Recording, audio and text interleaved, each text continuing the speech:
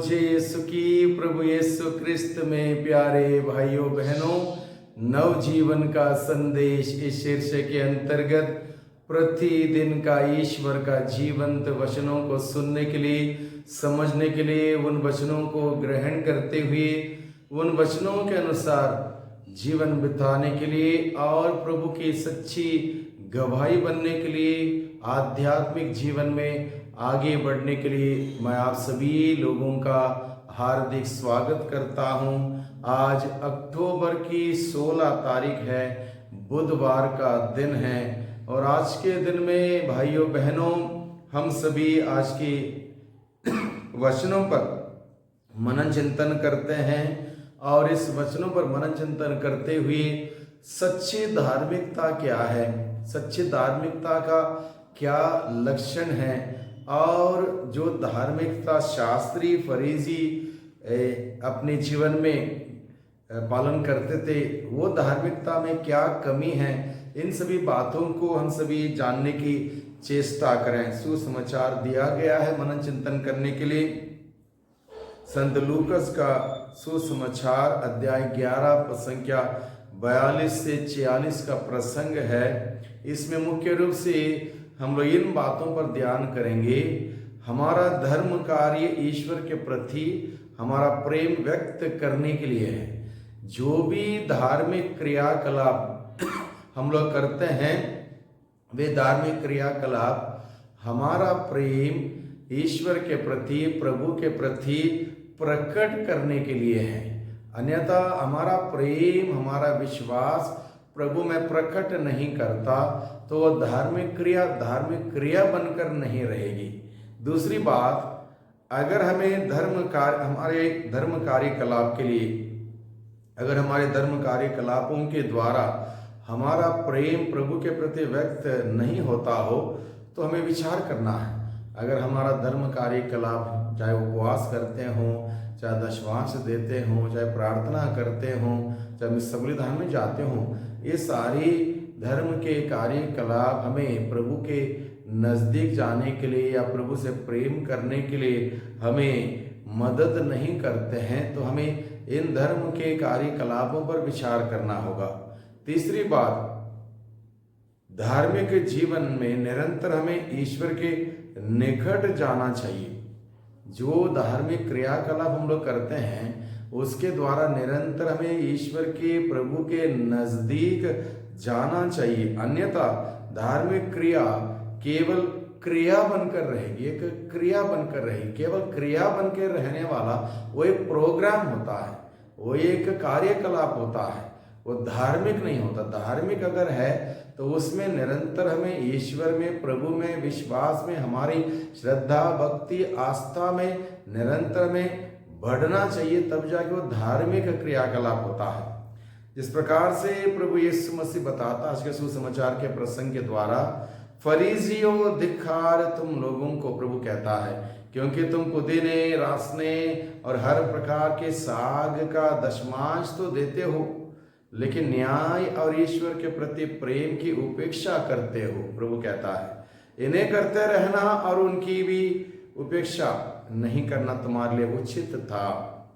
आगे प्रभु कहता है, फरीसियों धिक्कार तुम लोगों को, क्योंकि तुम सभागृह में प्रथम आसन और बाजारों में प्रणाम छाते हो।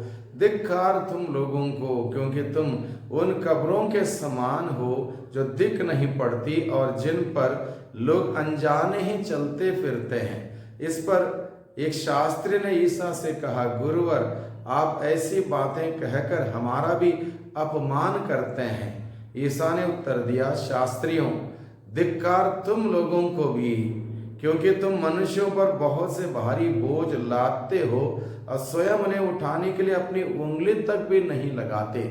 इस प्रकार से प्रभु बार बार फरीसियों को और शास्त्रियों को कहते हैं, धिक्कार तुम लोगों को, क्योंकि प्रभु ने उनकी धार्मिक जीवन देखा, धार्मिक जीवन के साथ जुड़े हुए क्रियाकलाप देखे, क्या क्या वो करते हैं। वे सब बाहरी दिखावे के लिए, बाहरी आडंबर के लिए थे।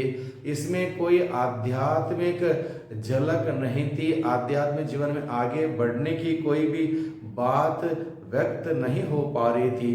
इसलिए प्रभु ने कहा तुम लोग बेकार से ही धार्मिक क्रियाकलाप बोल के उसका पालन करते हो, लेकिन इससे तुमको कोई मदद नहीं मिल रही आध्यात्मिक जीवन में, ईश्वर के नज़दीक जाने के लिए, अपने विश्वास में बढ़ोतरी होने के लिए, ईश्वर से प्रेम करने के लिए कहीं से भी तुमको मदद नहीं होती, क्योंकि अधिकांश इनके धार्मिक क्रियाकलाप दिखावे के लिए, आडंबर के लिए और नियम मात्र का पालन करने के लिए था। इसलिए प्रभु को इस प्रकार की धार्मिकता पसंद नहीं आई।